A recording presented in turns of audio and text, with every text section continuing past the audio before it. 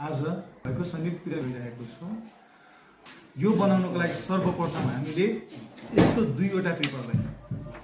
दुईवटा A4 साइजको पेपरलाई technique अर्धदन हुन्छ नि फोल्ड गरेर हामी बनाउँछौँ।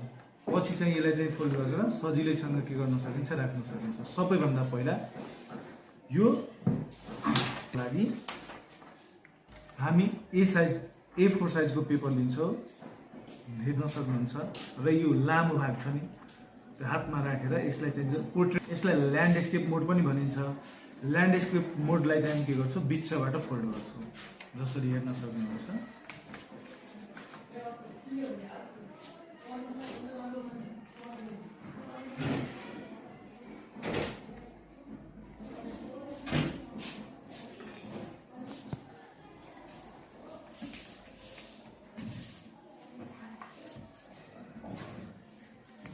यसरी फोल्ड गरिसकेपछि फेरि यसलाई अनफोल्ड गर्ने, अनफोल्ड गरेर एउटा कर्नरलाई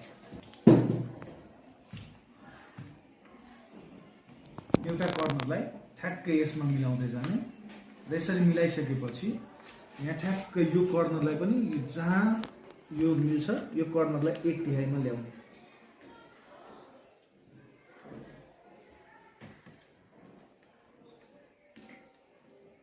यसरी 1/3 ल्याइसकेपछि यसलाई फेरि के गर्ने, फोल्ड गर्ने।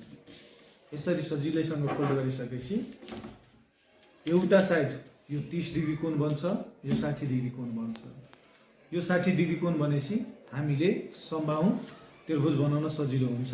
त्यसको लागि यसरी फोल्ड गरेपछि यो बाँकी भएको यो बाहिरको भागलाई के गर्छौँ, हामी यसरी मोडेर यो लाइनसँग मिलाएर यो मिलिसकेपछि यसलाई यसरी राखेर मजाले के गर्छौँ, फोल्ड गर्छौँ। यसरी फोल्ड गरिसकेपछि हामीले सजिलैसँग हेर्न सक्छौँ, समबाहु त्रिभुज जस्तो बनेको देख्न सक्छौँ है। र फेरि यसलाई अनफोल्ड गरेर पहिलाकै पोजिसनमा जसरी हामी राखेका थियौँ त्यसरी नै है के गर्छौँ, यो कर्नरलाई लगाएका थियौँ। अब चाहिँ हामी के गर्छौँ, यो कर्नरलाई त्यही पोजिसनमा लिएर जान्छौँ र त्यही कटेको बिन्दुमा राखेर यहाँ फेरि के गर्छौँ,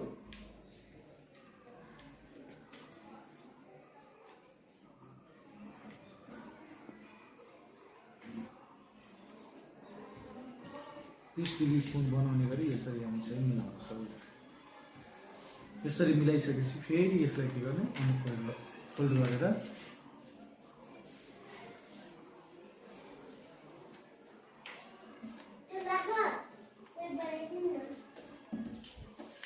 यसरी फोल्ड गर्छौँ है। फोल्ड गरिसकेपछि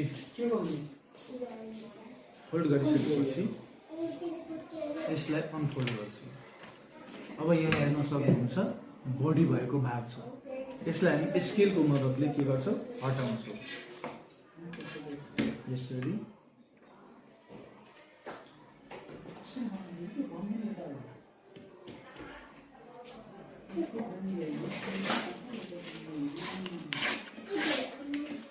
यसलाई हटाइसकेपछि यसलाई हामी के गर्छौँ, अनफोल्ड गर्छौँ। यसरी हेर्न सक्नुहुन्छ। यस्तो सेपमा यस्तो खालको हामी दुईवटा बनाउँछौँ, जुन मैले अगाडि नै बनाएर राखिसकेको छु, तपाईँहरू हेर्न सक्नुहुन्छ। र अब यसलाई मजाले राम्रोसँग यसरी चाहिँ के गर्ने,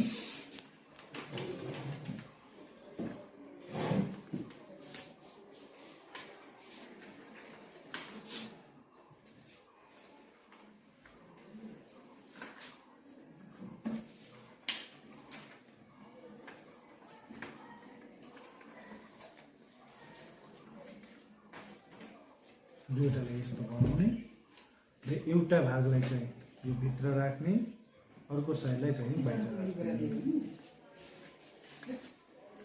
है। अब यो साइडलाई हामी बाहिर राखेका छौँ भने योलाई चाहिँ भित्र राख्छौँ, यो साइडको भित्र छ यसलाई बाहिर राख्छौँ।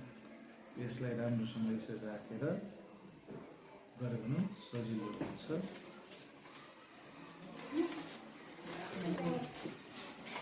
यसरी हेर्न सक्नुहुन्छ हाम्रो एउटा संयुक्त वर्गाधार भएको दुईवटा पिरामिड तयार भयो। यसलाई 8 कक्षामा हामी पढाउँदाखेरि अक्टाहेड्रोन भनेर पढाउँछौँ। यो एउटा चाहिँ हुन्छ नि नियमित ठोस वस्तुभित्र पर्दछ भने कक्षा 10 मा हामी यसलाई संयुक्त पिरामिडको कन्सेप्टको लागि चाहिँ प्रयोग गर्छौँ।